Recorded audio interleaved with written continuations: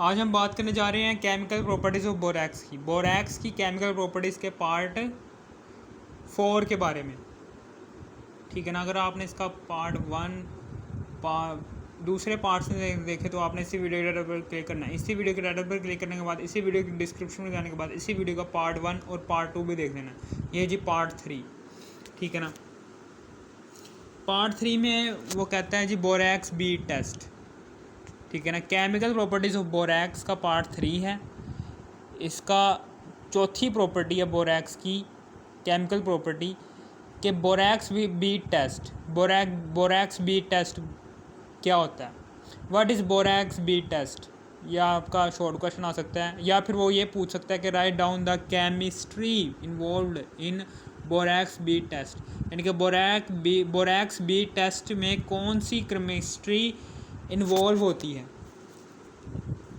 अब borax B test क्या होता है वो हम पढ़ने जा रहे हैं। सबसे पहले तो आपने एक प्लाटिनम की वो वायर लेनी है। ये क्या है? ये प्लाटिनम वायर ले ली और फिर उसके बाद take platinum wire and make loop at one side loop बना देना है। कैसे करके लूप बनाना है?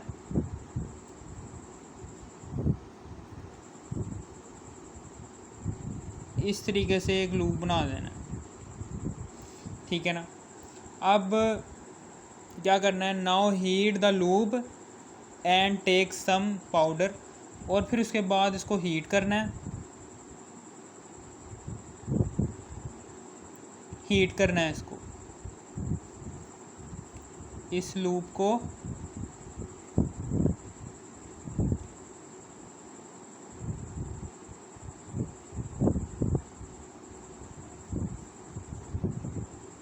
हीट करना है फ्लेम के ऊपर।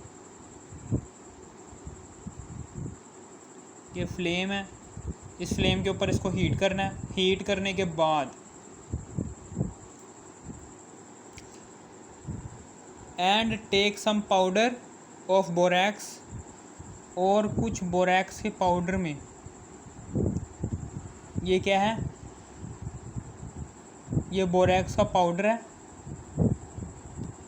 इसमें इस प्लाटिनम के बने हुए वायर को लूप के साथ ऐसे अंदर डाल देना। गरम लूप को इस बोरैक्स पाउडर के अंदर डाल देना। ये क्या है? ये बोरैक्स पाउडर है। अब and now heat the powder, और फिर उसके बाद इस पाउडर को हीट करना है। यानी कि जहाँ पर, यानी कि अब इसको बाहर निकालना है। अब क्या करना है? इसको बाहर निकालने के बाद,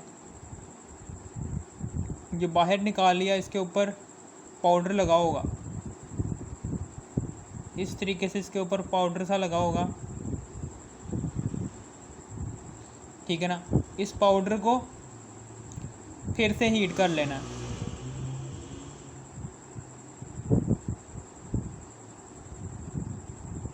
फ्लेम के ऊपर फिर से इसको हीट कर लेना है। हीट द पाउडर, और the powder is swell up. अब ये पाउडर क्या करेगा? ये फैल जाएगा, ये स्वेल अप हो जाएगा, फैल जाएगा, स्वेल अप हो जाएगा। ठीक है ना। And then change into colourless bead, और फैलने के बाद ये कलरलेस बीड में तब्दील हो जाएगा। इसके अंदर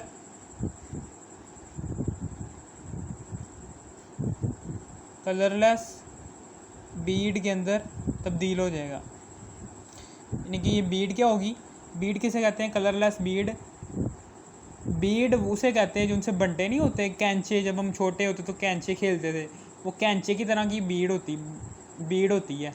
कैंचे की तरह की बीड होती है। ठीक है ना। और उस कैंचे के आर पर भी हम देख सकते हैं। इसी तरीके से इस बीड के आर पर भी हम देख सकते हैं, क्योंकि ये कलरलेस होती है। इस बीड के आर पर भी हम देख सकते हैं। Now take some compound on the bead. अब हमने इस बीड को, इस कलरलेस बीड को,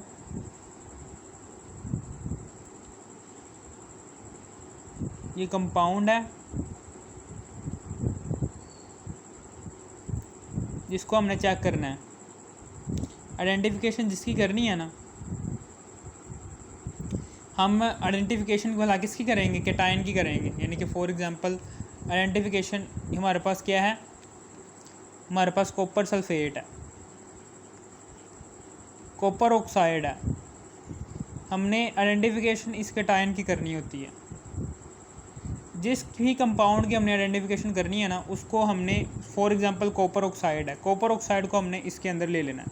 ये क्या है, ये कॉपर ऑक्साइड है। इस कॉपर ऑक्साइड को हमने इसके अंदर ले लिया और अब इसके अंदर ये कलरलेस बीड डालेंगे। ये लो जी, डाल दी कलरलेस बीड। थोड़ा सा कंपाउंड इसके ऊपर आ जाएगा और फिर से इसको गर्म करना है, फिर से इस बीड को गर्म करना है। ये देखें, now take some compound on the bead and now heat it on oxidising flame and then reducing flame. और फिर उसके बाद इसको फ्लेम के ऊपर हीट करना है। ये फ्लेम है, इसके ऊपर हीट करना है, ठीक है। अब फिर उसके बाद now note the colour of Beed. अब हमने इसका कलर नोट कर लेना है, इस बीड का कलर नोट कर लेना है, कलर नोट कर लेना है।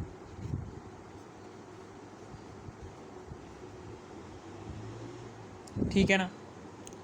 And identify the cation. और कलर नोट करने के बाद वो कैटायन बता देना। फॉर एग्जांपल कॉपर था तो कॉपर बता देना जी, कॉपर था। ये कलर अपने आप ही हर एक कैटायन का कलर मुख्तलिफ होता है, ठीक है ना। आपके पास साथ ही एक बुक पढ़ी होगी, उस बुक के अंदर लिखा होगा कि किस कलर का कैटायन होगा तो कौन सा नाम देंगे हम उसे। फॉर एग्जांपल इसका कलर हो जाता है रेड। तो किताब पढ़ी होगी और उसके ऊपर रंग लिखा होगा सुरख रंग का किसका होता है, कॉपर का होता है। फॉर एग्जांपल कॉपर का होता है, वैसे होता नहीं है, मैं एग्जांपल के तौर पर आपको बता रहा हूँ। फॉर एग्जांपल कॉपर का होता है तो हमने क्या देना जी, ये कॉपर का कैटायन था, ठीक है। समझ आ गई आपको। इस तरीके से हमने कल बोरैक्स बीट टेस्ट परफॉर्म कर दिया, ठीक है ना। समझ आ गई आपको। कलर नोट कर लिया। कलर नोट करने के बाद हमने बता देना कि कौन सा कैटायन था, ठीक है ना। ये हो गया हमारे पास बोरैक्स बीट टेस्ट। और अब उसके बाद reaction involving in borax bead test. कौन कौन से रिएक्शन इन्वॉल्व होते हैं बोरैक्स बीट टेस्ट में, ये जो सारा का सारा प्रोसीजर किया है, इसके अंदर कौन कौन से रिएक्शन होते हैं। सबसे पहला रिएक्शन होता है जी, ये देखें कि when borax is heated at high temperature. जब बोरैक्स को हाई टेम्परेचर पर हीट किया जाता है, यानी कि ये बोरैक्स लिया था ना हमने यहाँ पर, इस बोरैक्स को जब हम हीट कर रहे थे तो वो वाला लिखने जा रहा हूँ मैं रिएक्शन। Na2B4O7। इस बोरैक्स को हमने हीट किया। हीट करने के बाद हमारे पास बना गया B2O3 और NaBO2, ये बन गया। हमारे पास यहाँ पर 2 सोडियम के एटम्स हैं। इधर कितने हैं, इधर एक था तो 2 लगा दिए। 2 सोडियम के एटम इधर भी, 2 सोडियम के एटम इधर भी। 4 बोरॉन के एटम हैं। उधर कितने हैं, 2 बोरॉन के एटम इधर भी, 2 बोरॉन के एटम इधर भी, 4 भी इधर ही हैं। 7 ऑक्सीजन के एटम है तो 3 ये, 2 दूनी 4, 4 और 3 7 ऑक्सीजन के एटम इधर भी हैं। हमारी ये इक्वेशन बैलेंस हो गई, ठीक है। इसी तरीके से when borax is heated then it form. जब बोरैक्स को हमने हीट किया तो क्या बना, इट फॉर्म बोरिक एनहाइड्राइड यानी कि ये B2O3 बना एंड सोडियम मेटाबोरेट यानी कि NaBO2 बना, ठीक है। समझ आ गई आपको। इसी तरीके से आगे वाला रिएक्शन है कि जब हम इस B2O3 को, यानी कि यही है ना, ये B2O3, इसी ने आगे रिएक्शन करना है। अब चूँकि जब हमने बोरैक्स को गर्म किया तो ये B2O3 बना। इस B2O3 ने बोरिक एनहाइड्राइड ने ही आगे रिएक्शन करना है, किसके साथ, इसके साथ। जो सा हमने जिस भी कंपाउंड के अंदर फॉर एग्जांपल कॉपर ऑक्साइड, जिस भी कंपाउंड के अंदर हमने चेक करना है कौन सा कैटाइन है, उस कंपाउंड के अंदर उसी कैटाइन के साथ रिएक्शन करेगा हमारे पास ये B2O3। B2O3 जिस भी कंपाउंड के अंदर हमने कैटाइन चेक करना है कि कौन सा कैटाइन है, ठीक है ना, उस कंपाउंड के साथ कौन सा रिएक्शन करेगा, B2O3 चूँकि बोरैक्स, जब हमने बोरैक्स को गर्म किया, बोरैक्स को गर्म करने के बाद बोरिक एनहाइड्राइड बना। बोरिक एनहाइड्राइड ने ही दिए हुए कंपाउंड के साथ रिएक्शन करना है, ठीक है ना, यानी कि इसके साथ कॉपर ऑक्साइड के साथ इसी ने ही रिएक्शन करना है, बोरिक एनहाइड्राइड ने, ठीक है ना। B2O3 ने कॉपर ऑक्साइड के साथ रिएक्शन किया तो हमारे पास क्या बना, ये बना CuBO2 होल की पावर 2, ठीक है ना। ये वाली बात लिखनी कि when boric anhydride is reacted with copper oxide, जब कॉपर ऑक्साइड के साथ रिएक्शन किया कॉपर एनहाइड्राइड बोरिक एनहाइड्राइड ने, देन फिर क्या बना, इट फॉर्म कलर बीड। तो ये कलर बीड बनी यानी कि कलर, इसके ऊपर कलर आ गया, इसके ऊपर क्या कलर आ गया, कलर आ गया, ठीक है ना, कलर आ गया, कलर बीड हो गई है। अब जिस भी कलर बीड बन गई, अब कलर बीड बनेगी और क्या बनेगा, ऑफ कॉपर बोरोक्साइड, और कॉपर बोरोक्साइड बन जाएगा। अगर आपको इस वीडियो की ज़रा सी भी थोड़ी सी भी समझ आ गई, इस वीडियो को लाइक और सब्सक्राइब और शेयर भी करते हैं। Thanks for watching me. अगर आपने इस वीडियो का पार्ट 1 और पार्ट 2 नहीं देखा तो आपने इसी वीडियो के टाइटल पर क्लिक करना है। इसी वीडियो के टाइटल पर क्लिक करने के बाद इसी वीडियो डिस्क्रिप्शन में जाने के बाद पार्ट 1 और पार्ट 2 भी देख लेना। Thanks for watching me.